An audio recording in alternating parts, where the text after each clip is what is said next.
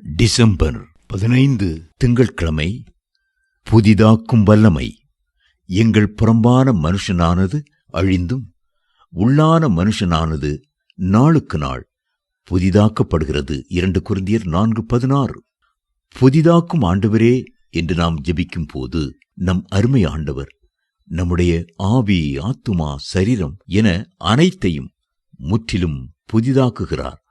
புதிய வல்லமை, புதிய கிருபைகளை நமக்கு தந்தருளுகிறார். உள்ளான மனுஷனானது நாளுக்கு நாள் புதிதாக்கப்படுகிறது என்று வேதம் சொல்லுகிறது. நம் உள்ளான மனுஷனை புதிதாக்கும்படி ஆண்டவர் 2 காரியங்களை வைத்திருக்கிறார்.